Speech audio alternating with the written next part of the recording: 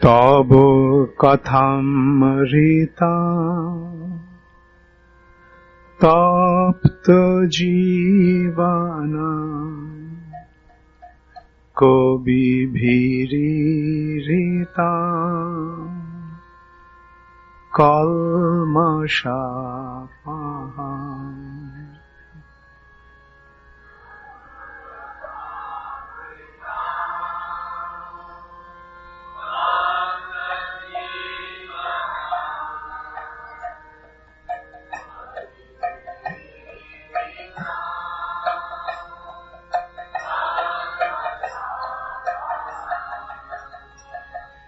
তব কথামৃতা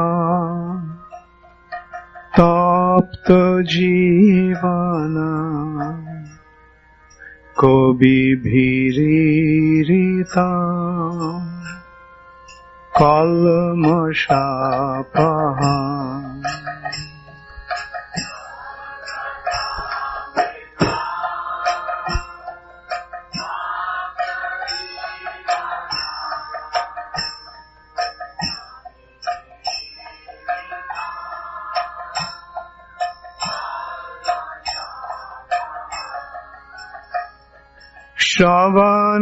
শ্রবণমঙ্গলা শ্রীমদাততা ভুবি গৃহ্ণন্তি জিভুরিদা জনা।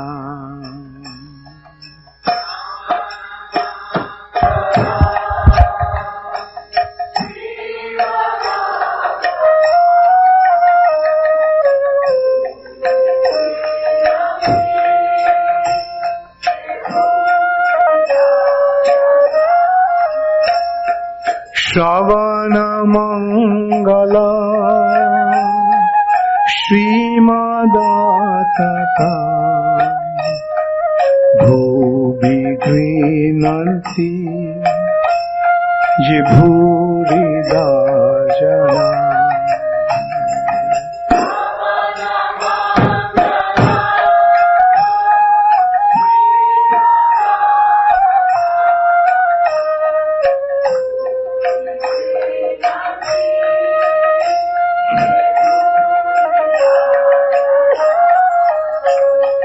তব কথামৃতা তপ্ত জীবনা কবিভিরিতা কল্মষাপহা।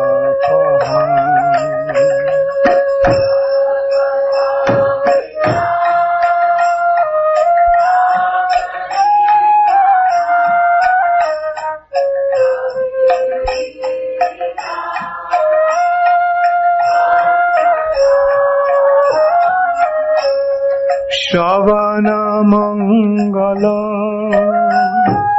শ্রীমদাততা ভুবি গৃহ্ণন্তি জিভুরিদা জনা।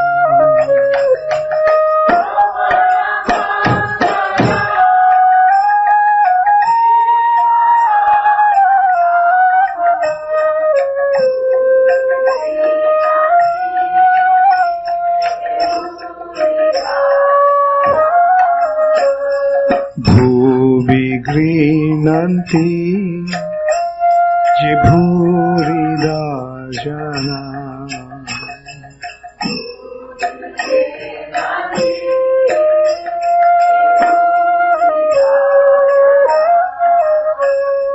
ভুবি গৃহ্ণন্তি জিভুরিদা জনা।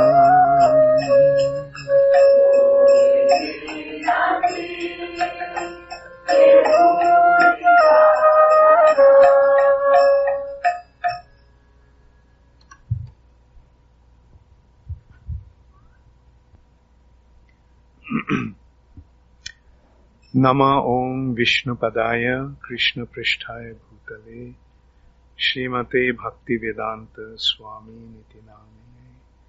नमस्ते सरस्वती देवे गौरवाणी प्रचारिणे निर्विशेष शून्यवादी पाश्चात्य Srila Prabhupada ki jai. Hare Krishna. So everyone is nicely situated. Did you get nice prasad? And did you get some rest after that? Or were you chanting? Both. Wonderful.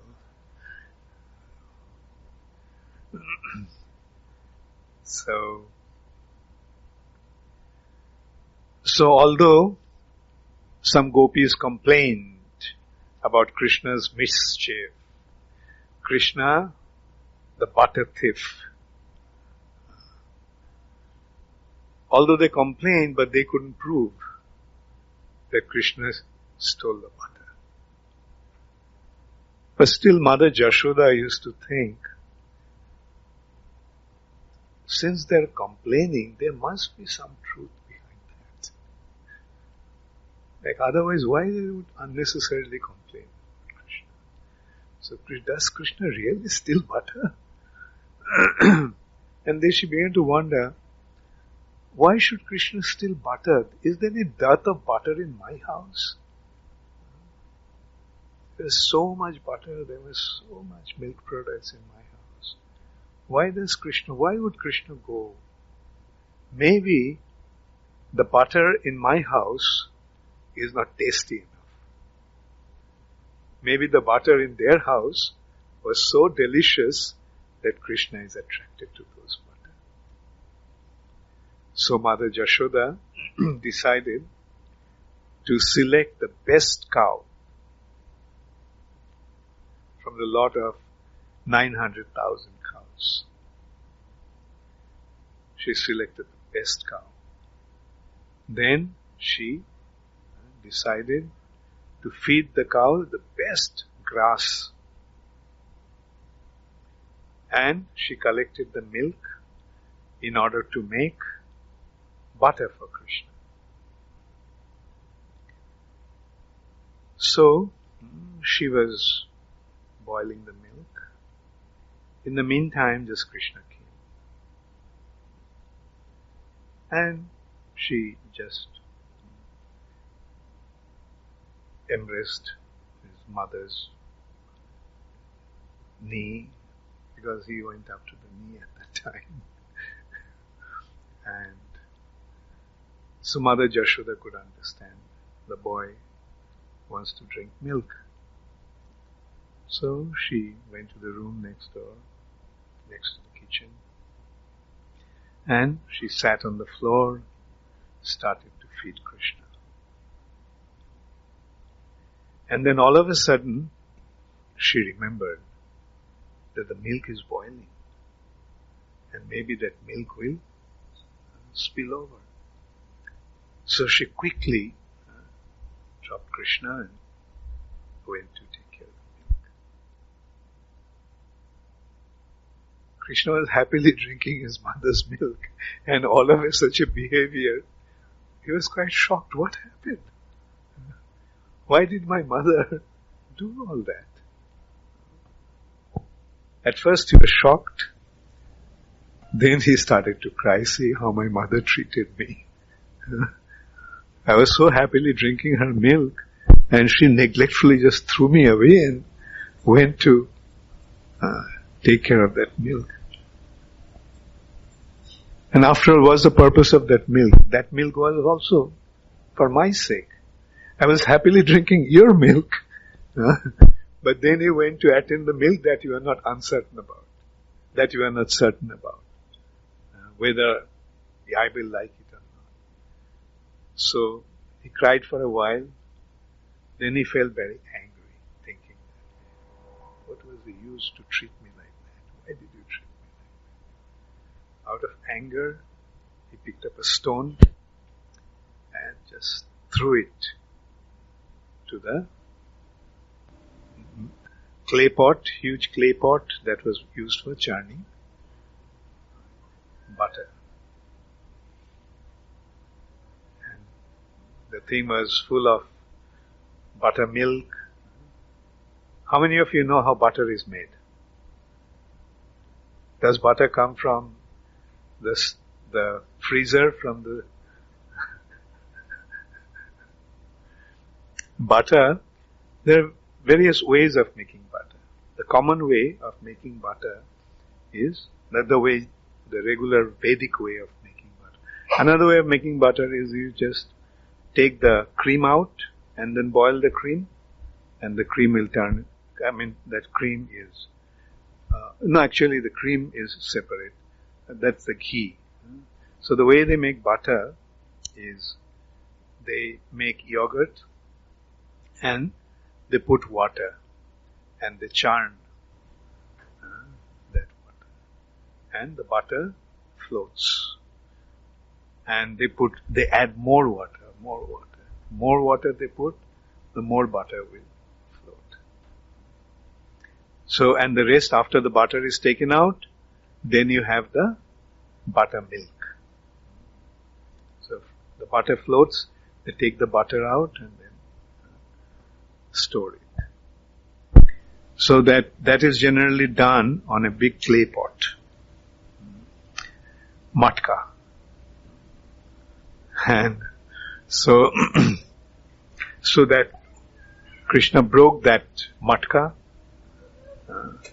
and the whole room got flooded with water, buttermilk. Then Krishna went to the next door where the butters are kept hanging from the rafters in pots. So Krishna, in order to reach that ceiling of the room, where the butter pots were hanging from the rafters, Krishna took one mortar, rolled it there, turned it, stand, and then climbed up to steal the butter, to lower the butter. In the meantime, Mother Jashoda came there, and she saw what happened to the room. The pot is broken, the whole room is flooded with buttermilk, and the boy is not there. So she could figure out who is the one who created that mess. So she thought that this boy is becoming too much. He needs to be chastised. So see, butter is separated with a stick, bamboo stick, thin bamboo stick. So she picked up that stick. And she just went to the next room, and she found Krishna standing on the mortar, trying to lower the butter pot. Now, seeing that his mother coming, Krishna jumped out of the mortar and he ran. Jashoda bhi alu khalad dhavomanam. Seeing Jashoda, Mother Jashoda, alu khalad, from the mortar, grinding mortar, jumped out of dhavomanam. He ran. Mother Jashoda also chased him. Then finally she caught Krishna. Seeing his mother in that angry mood with a stick in her hand, Krishna started to cry. Rudantang muhur netram jugmang mrijantam karambhoja jugmena shatanka netram. Rudantang, seeing Mother Jashoda, Krishna started to cry. And so, Rudantang muhur netram, and tears were flowing from his eyes, and he was wiping those tears with the back of his hands. Karam bhoja jugmena shatanka netram. So Mother Jashoda felt, okay, the child is afraid, seeing the stick. So she dropped the stick. But she also felt that you need some chastisement. You're becoming too much. So she decided Okay, you climbed up on that mortar, I'll tie you down to that mortar. So she got some ropes and tried to tie Krishna's belly. And she saw that the rope was 2 fingers too short. Took some more ropes. Always 2 fingers too short. She started to sweat.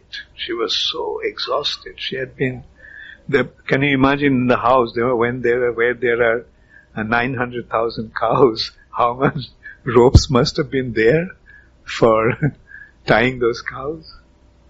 So, Mother Jashoda was totally exhausted. She was full of perspiration. And so seeing that, Krishna thought, okay, my mother has become quite tired. So let me allow her to tie me up. So, Krishna allowed himself to be tied up. So Mother Jashoda tied Krishna up to the mortar and she went to attend the daily chores inside. And Krishna, for a while, he just stood there, tied up to the mortar. But then he thought, standing up like that is boring. Let's do something. So he pulled the mortar and the mortar fell. And then it devised a new game called Pull the Mortar. So he started to pull the mortar and going around the courtyard. And all the other boys, his friends already gathered there, and they started to excite Krishna. Krishna, faster, faster. Then Krishna saw that these 2 Arjun trees, the courtyard. Krishna thought, let me go through them. So he managed to go through those 2 trees, the gap, through the gap between those 2 trees, but the mortar got stuck. And he started to pull, and all of a sudden, due to his pulling, those 2 huge Arjun trees fell with a thundering sound. And everybody started to wonder what happened. Everybody came running. Mother Jashoda came running. Her first thought was, oh my God, the trees fell. My child was here. I hope he didn't get hurt. And she saw that the child was safely situated between those 2 trees. So they started to wonder what actually happened. There was no wind, there was no storm, there was nothing. How did these 2 trees, such huge trees, all of a sudden fail, that also simultaneously? The boys were there, they said, Krishna's mortar got stuck there, and as he pulled, those trees fell off. And as those trees fell off, 2 very beautiful, gorgeously dressed personalities came out of those 2 trees. And in some strange language, they started to say something with folded hands to him, to Krishna. And so they gave the full description what happened. But all the gopas started to wonder, how could this tree fall just because this child pulled it? And then also these boys, I don't know how they started to learn to fabricate such fantastic stories. And some thought, maybe that's true because these children cannot fabricate such a story. So what actually happened? Who are those 2 trees? Right, Nala Kuver and Manigriv, 2 sons of Kuvera. They were sporting with the Apsaras in Alakananda, in heavenly Ganges. And at that time Narad Muni happened to pass by. And seeing Narad Muni, all the girls, they just quickly came out of the water and covered themselves. But these two sons of Kuvera, Nalakuvera and Manigriv, they were so drunk, so intoxicated, that they didn't have any external consciousness. They just kept on standing there naked. So Narad Muni considered that these two characters are not fit to live in the heavenly planets.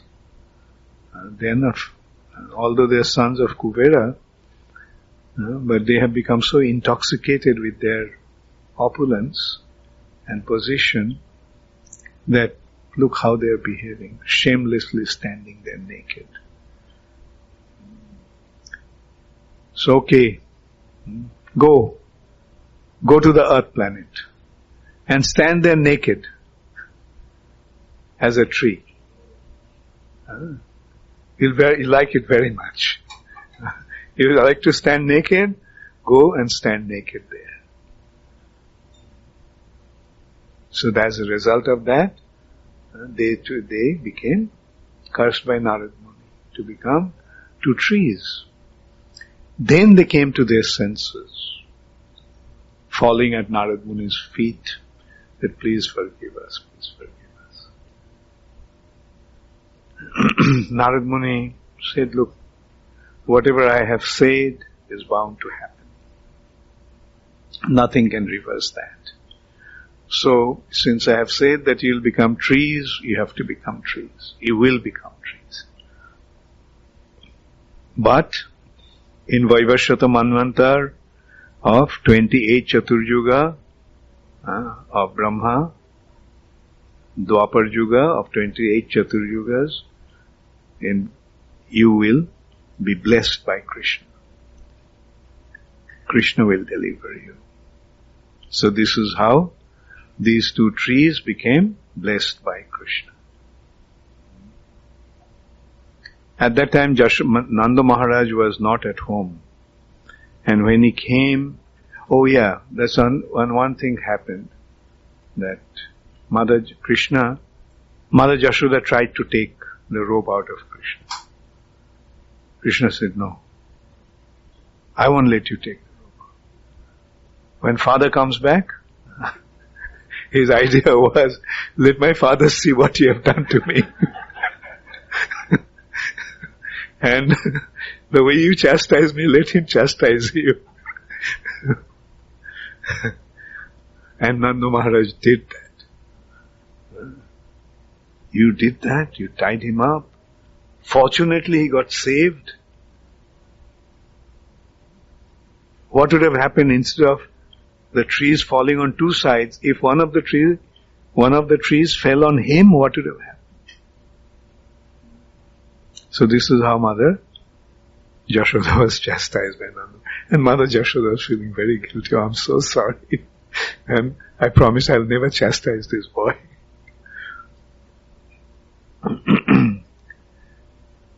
So seeing various calamities like that, Putana came, then Trinavarta came, then this Jamalarjun incident, Nanda Maharaj became very worried, started to think that these are not good signs. So he called the elderly gopas, elderly cowherd people, to an assembly, and they started to discuss. Then Shunandan, Satnandan, his elder brother actually,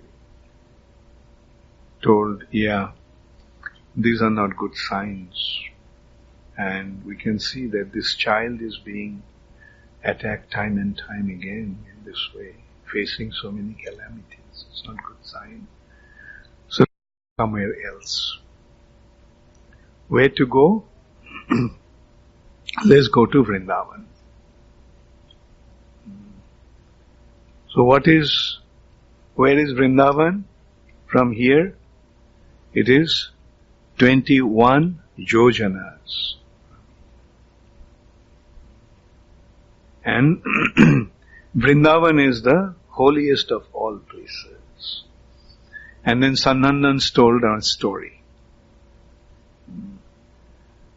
that Sri Hari made Prayag as the king of all the holy places.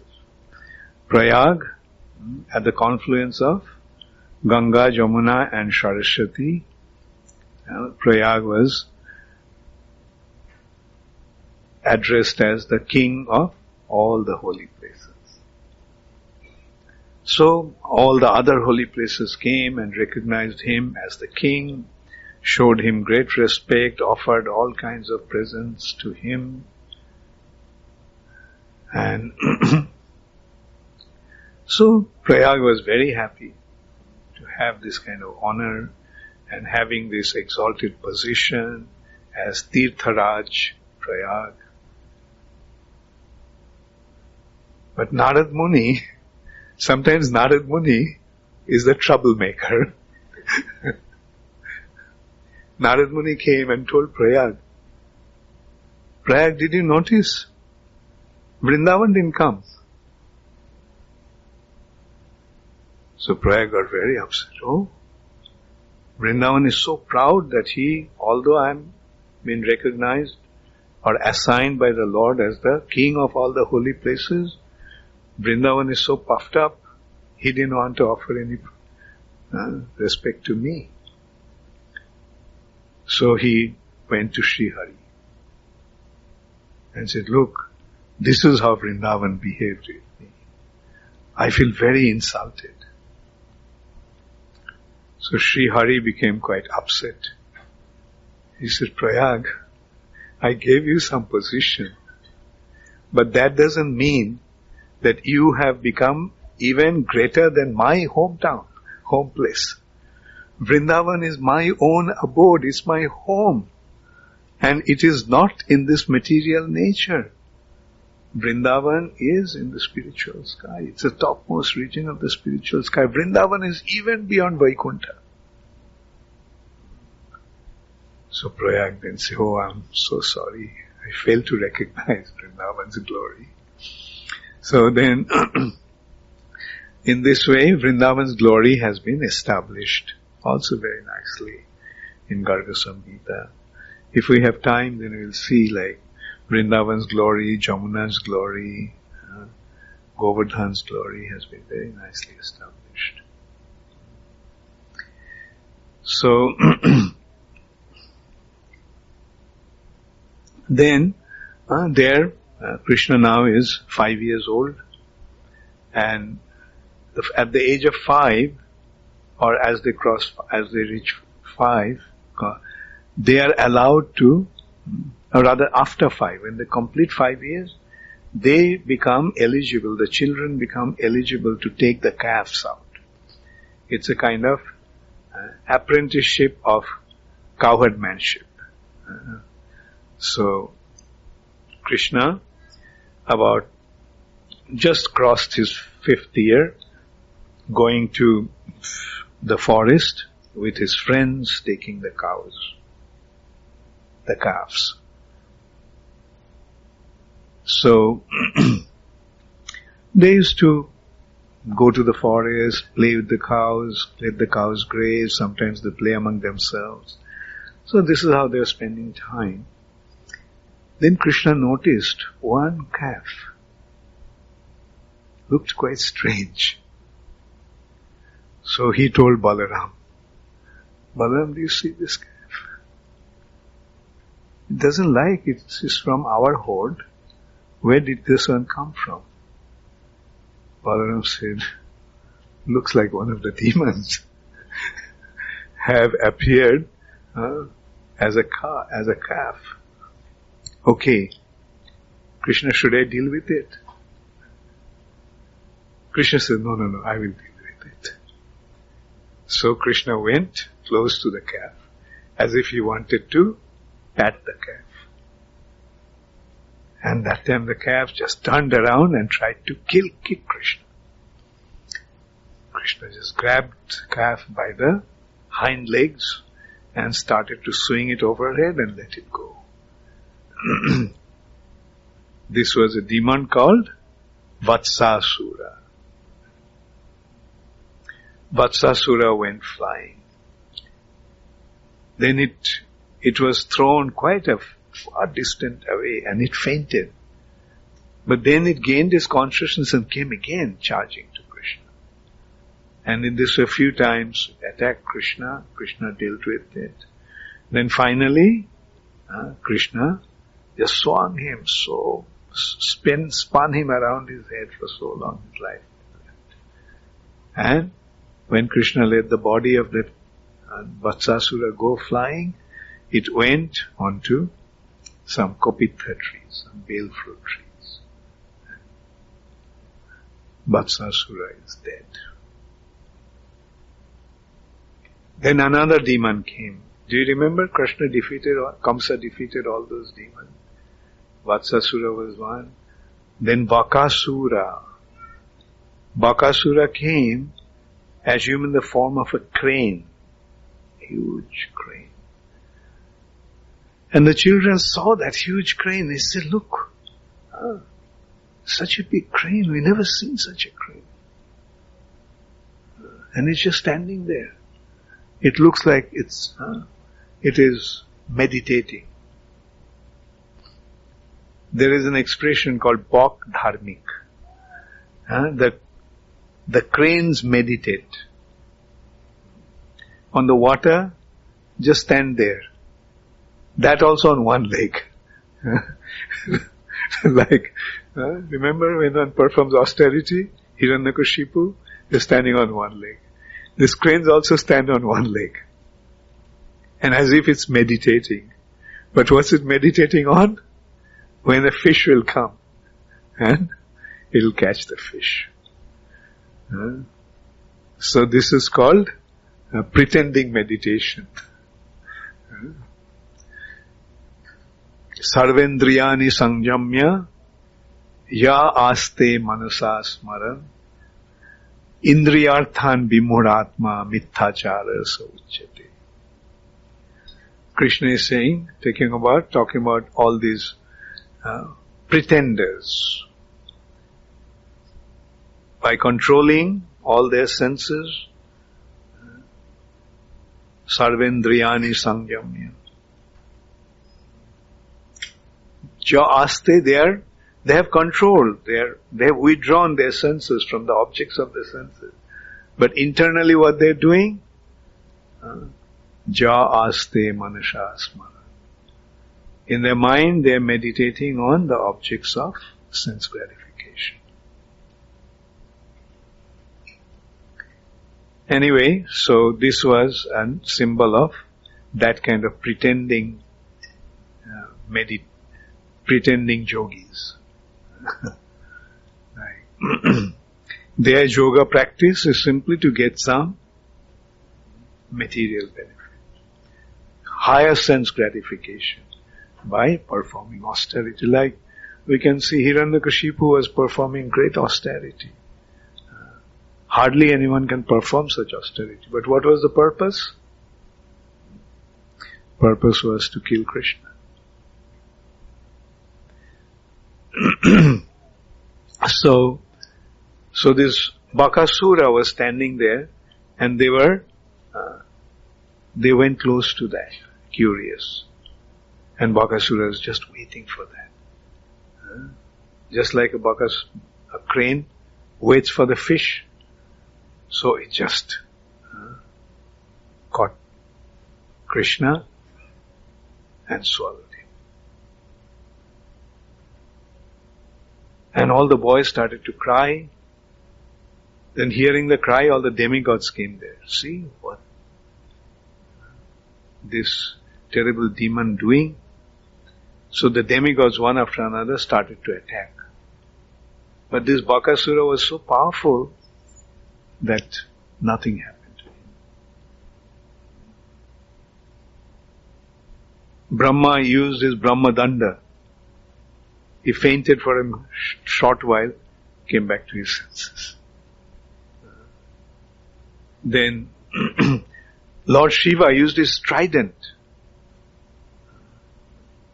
That only cut his wing, but it was alright. This way all the demigods attacked Bakasura, but nothing happened to Bakasura.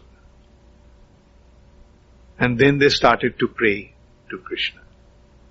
O Supreme Personality of Godhead, we failed, but you do something to save this child. And then Krishna expanded himself.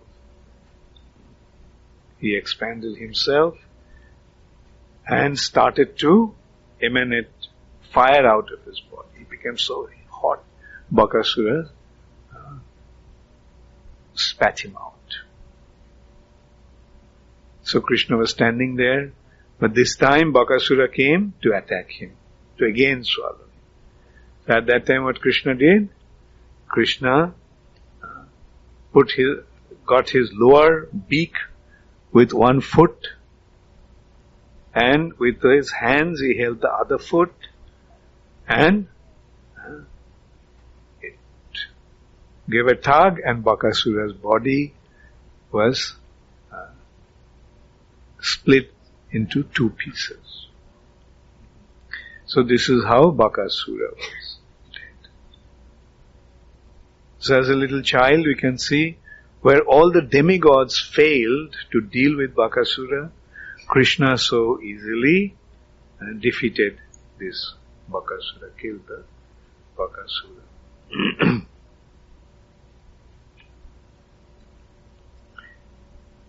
And Bakasura's, anyway, so then Krishna killed Aghasura. So as children, they used to go to the forest, playfully taking the calves. So one day, they came to this strange little sight, a very strange, amazing sight. The boys first thought that they discovered a new cave. But this cave was really huge. As if its mouth is reaching up to the sky. But it was actually Aghasura, another Kamsa's accomplice. So Aghasura was waiting there, and the children with the calves walked into Aghasura's mouth. That day was Balaram's appearance day. So Balaram was not there. So all the cowherd boys with the calves, they entered into the mouth of Aghasura, and Aghasura was just waiting for Krishna to enter. His idea was, as soon as Krishna would enter, he'll close his mouth and swallow all the children, along with Krishna. So Krishna was wondering what to do. All these boys have entered into this demon's mouth, along with the calves. So then Krishna thought, okay, he's actually waiting for me. So let me go. So Krishna entered into Aghasura's mouth. As soon as Krishna entered, Aghasura closed his mouth. And Krishna expanded himself and started to emanate so much heat that first of all he got stuck on Aghasura's throat. And the fire that he was emanating, Aghasura could not tolerate that. And he could not even, his throat got stuck. Like he couldn't even live his life here. The front part is blocked. Krishna is blocking it. So Aghasura body, the Aghasura soul, then left his body from his Brahmatalu. Actually, this is the kind of liberation that the yogis get. They leave their body from the cerebral cerebral hole. There is a hole in the middle of the head. We can see that, like children, you must have noticed, this part remains very soft. That's called Brahmatalu, just above our brain center. So Aghasura left his body. Then Krishna came out of his... And when Aghasura left his body, his soul was hovering in the space. As soon as Krishna came out, Aghasura's soul entered into Krishna's body. Brahma was watching. Brahma was thinking, who is this boy? That Aghasura was so terrible, such a terrible demon, that even the demigods, just by hearing his name, they would tremble in fear. And that Aghasura has been so easily killed by this boy. Just about 6 years old. Who is this boy? Is this my Lord Sri Hari? Assumed this form, performing his Leela? And Aghasura's soul entered into his body. So it must be my Lord. Anyway, let me see. So Brahma started to sitting on his swan. He was watching what these boys are doing. So they all came out. All these boys did not have any recollection what happened, that they entered into Aghasura's belly. They already practically died. But Krishna revived them all. They all came down and they completely forgetful about what actually happened. And laughingly, jokingly, they all came out, and they came to they released their calves, or let their calves go and graze on the bank of Jamuna, and they all sat down to have a picnic. Different boys were having, they opened their foodstuff. Some of the boys told Krishna, Krishna, today my mother didn't give me anything. Krishna said, don't worry, we have enough. We can all share it. And some other boys also said, Krishna, my mother gave me so much, it was quite a trouble carrying all that stuff today. So, this is how they were talking. And one boy was telling Krishna, see, my mother made this sweet. It's so delicious. Come have a bite. Krishna took that. Oh, really? It's very delicious. Saying that, he placed it on his plate. Another boy thought, let me also taste what it is. Krishna, look at the bird. When Krishna looked, he took that sweet meat from his plate. Brahma was watching, and Brahma said, this can't be my Lord.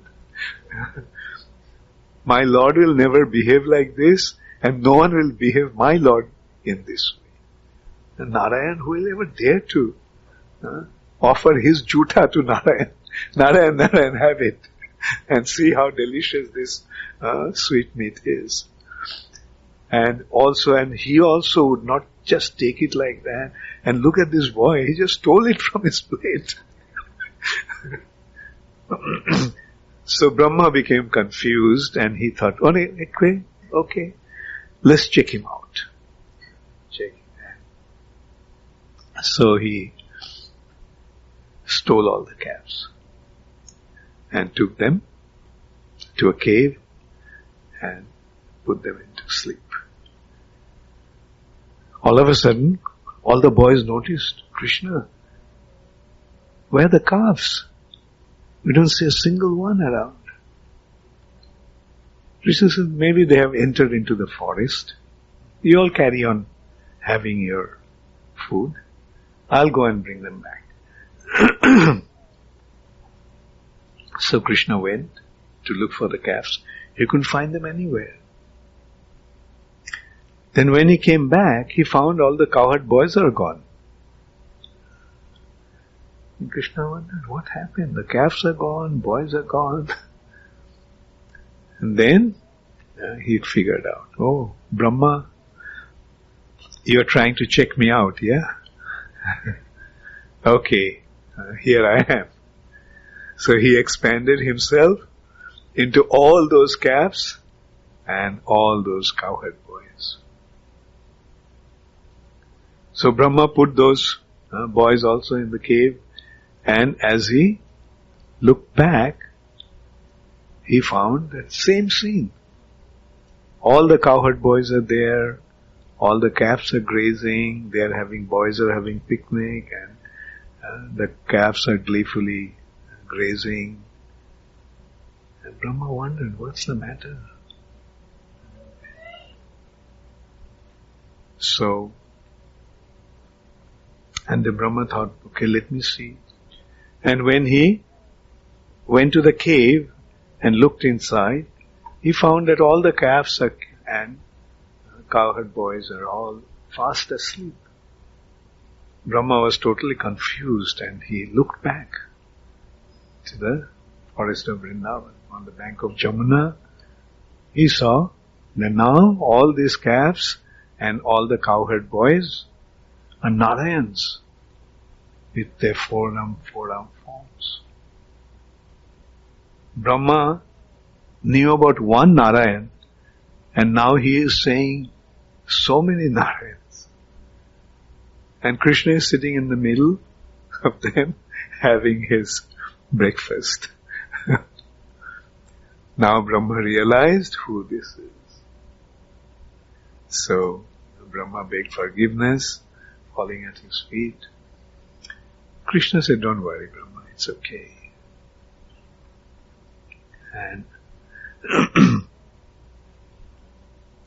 then there is another aspect of these pastimes. Although Krishna forgave Brahma, but Brahma felt very, very guilty that he offended his master in this way, that he wanted to check him out. So Brahma performed great austerities. For years together, he just sat there without moving, without eating, without sleeping, performing austerities, chanting the name of the Lord. So then Krishna came to Brahma. But this time Krishna came with a very unique form. This way Brahma never seen him. His complexion was golden. Same Krishna, same features, only his complexion is golden. So Brahma begged forgiveness, and Krishna assured, don't worry, it's alright. Then he asked, my Lord, I never seen you in this form. Krishna said, yes, I'll come in this form. I haven't come as yet. I'll come in the Kali Yuga. And Brahma requested, my Lord, will you allow me to take part in that pastime of yours when you would come? He said, sure, you can come to take part in that pastimes. And then Brahma requested, my Lord, as Brahma, I develop a lot of pride. I am so exalted, I am so capable. And as a result of that, due to that pride, I commit offense at your lotus feet. I don't want to commit any offense. So that, please give me a birth in a very low-class family. Because I am considered to be, I am Brahma, the best of the Brahman realized individuals. I develop this pride. So please allow me to be born in a very degraded family. Krishna said, fine. And as a result of that, Who is this personality? Krishna in his golden form. Sri Chaitanya Mahaprabhu and Brahma appeared in a Muslim family. Thakur Haridas. And in Haridas Thakur, we see how humble one can be. He was so humble that he would not go to Jagannath temple. He would not go by Jagannath temple, so that Jagannath's pujaris may get contaminated by his touch. From a distance, a great distance, he would just offer his obeisances to the flag and the chakra on top of the temple. But although he did not go to Jagannath, but Jagannath himself came every day to see him. Sri Chaitanya Mahaprabhu is to come every day to see Haridas Thakur. And when Haridas Thakur left his body, Chaitanya Mahaprabhu danced with his body on his arms.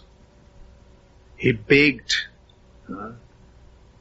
to have the feeding the Vaishnavas during his Shraddha ceremony, performing his Shraddha ceremony. He buried him himself. So this is how the Lord reciprocates with his devotee. So this is Brahma Mohan Leela, how Brahma got bewildered by Krishna. Through these pastimes, Krishna actually is establishing his supremacy over and above everyone. If someone thinks that Brahma is great, Krishna is greater. If somebody thinks Indra is great, Krishna is greater. If somebody thinks Lord Shiva is great, we'll come to these pastimes, how Krishna is greater than Indra, greater than Lord Shiva. And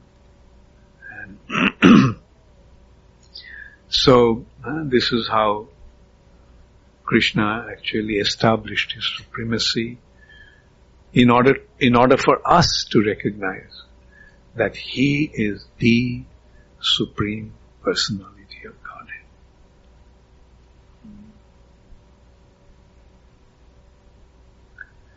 So one day, as they were tending their calves in the forest, one day all of a sudden, a forest fire engulfed them from all 8 sides. All of a sudden, all the cowherd boys and calves are in the middle of a forest fire. Generally, the forest fire starts from one end and moves. But this one came from all directions. This was another demon that came in the form of forest fire. And all the boys were in great anxiety. Krishna, Krishna, save us. Krishna said, okay, close your eyes. Krishna swallowed the forest fire. Okay, now you can open your eye. Forest fire is gone. So this is how inconceivable Krishna's potency is. Then the boys started to tell Krishna, Krishna, we are so hungry. Although we had food, but it's been quite a long time that we ate, so we're feeling very hungry.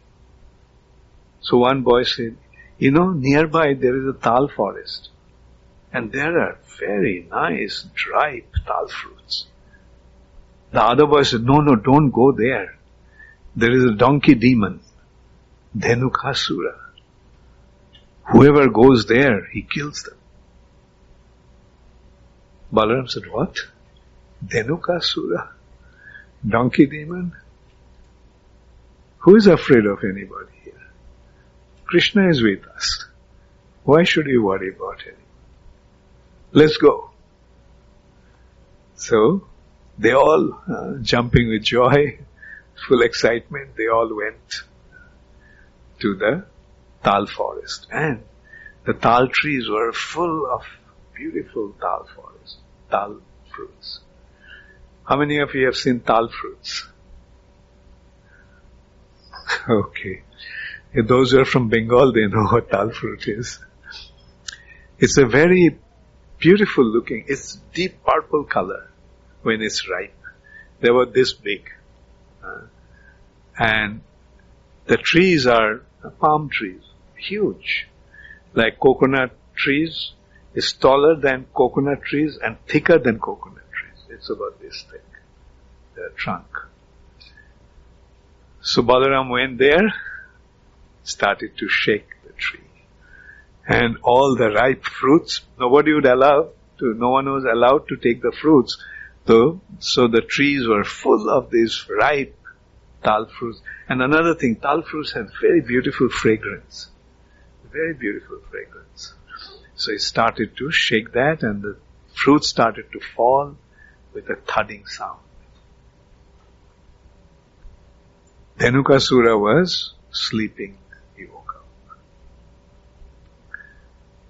And he was surprised. What's the noise? Looks like somebody entered into the forest. Yeah, okay, come. I'll show you. I'll eat all of you up. And he saw that these cowherd boys are having a feast with his tal fruit. So he went and attacked. Seeing Balaram, he saw that he is the culprit. He is the one who is shaking the tree. So he tried to kick Balaram. And Balaram grabbed him by his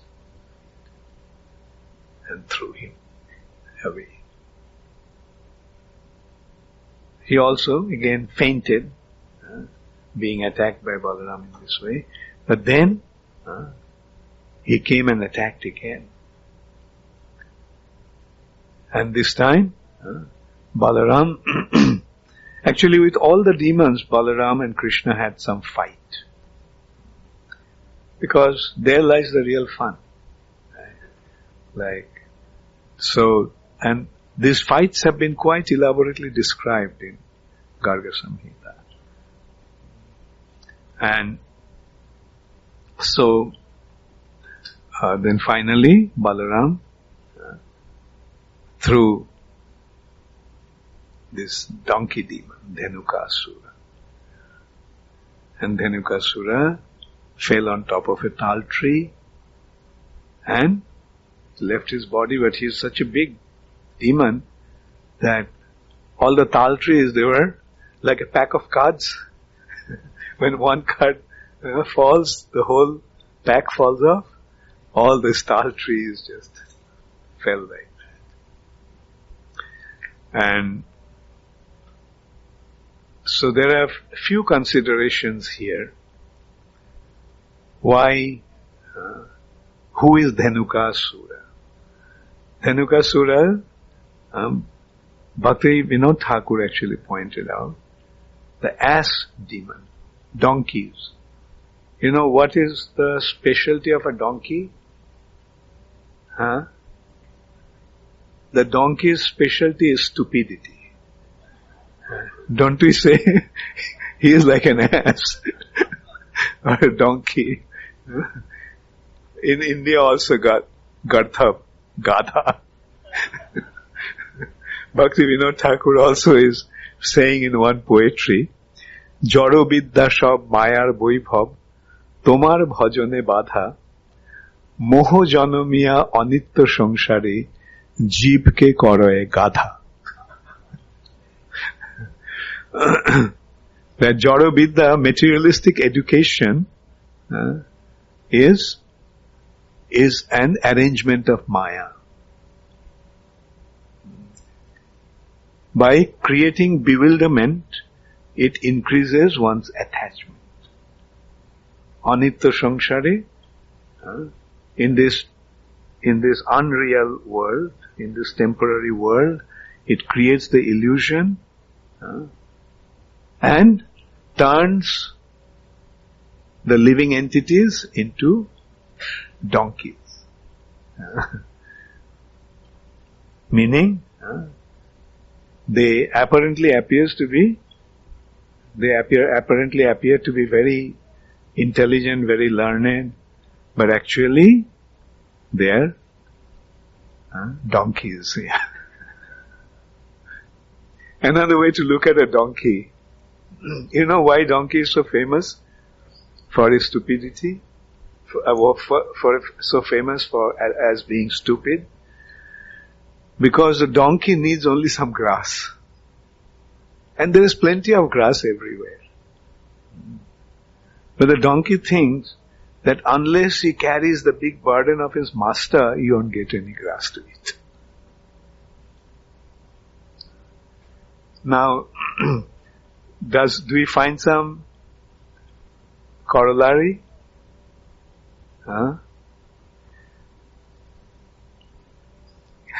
So many people think, unless I serve my master, I won't get the salary to survive.